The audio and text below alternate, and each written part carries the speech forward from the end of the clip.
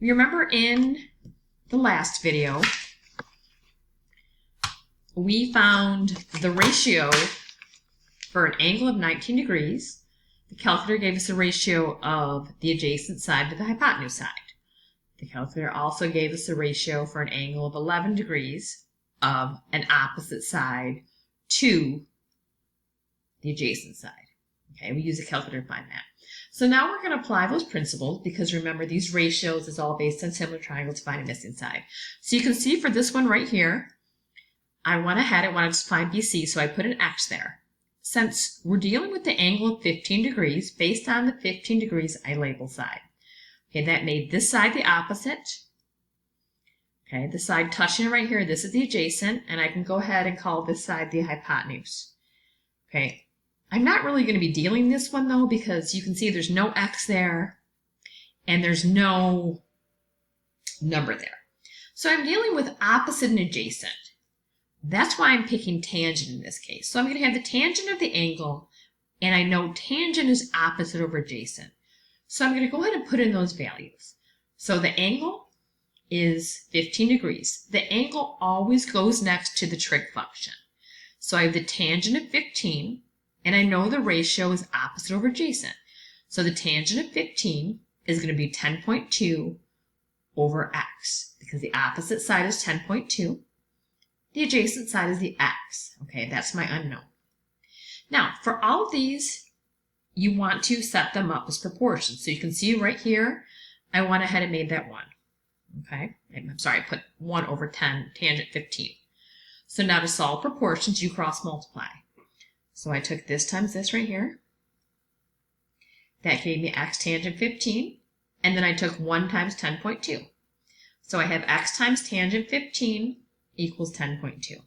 Now, you don't really round to the end. Sometimes you'll actually see solutions like this on standardized tests. So then at this point, you want x by itself.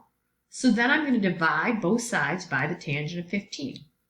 So I know that x equals 10.2 times the tangent of 15. So then you would just go ahead and put that in your calculator, and you would get 38.1. So I'm going to go ahead and put that in my calculator. So I'm going to take 10, turn my calculator on, clear it out, 10.2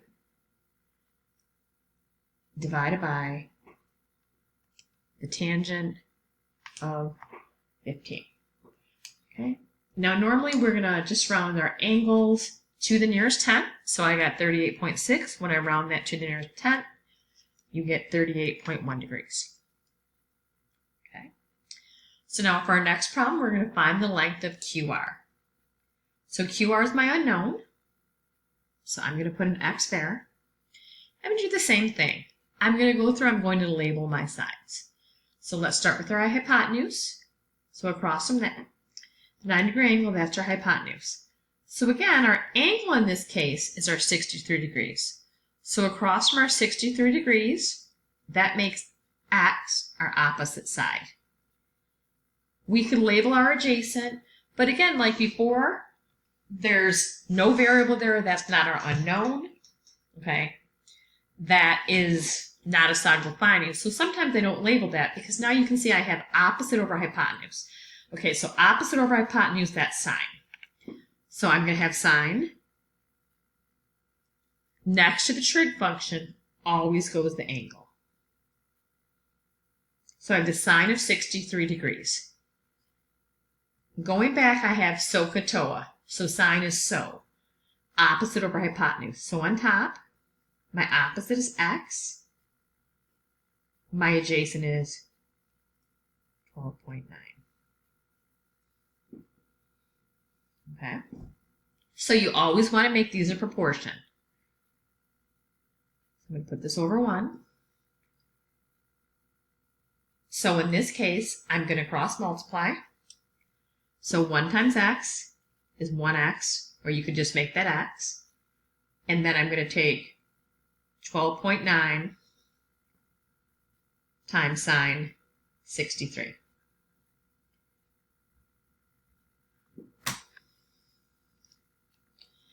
Okay, so I'm going to take 12.9 times sine 63, I'm just putting this in my calculator. I'm not necessarily putting it on the screen. Okay, I guess I can. I've got 12.9 times sine 63. Let's realize I think I referred to the answer in that last problem as an angle. Right now we're only finding sides. We're rounding those to the nearest tenth. So my answer here is going to be 11.5. We're rounding that to the nearest tenth. So x in this case is approximately 11.5.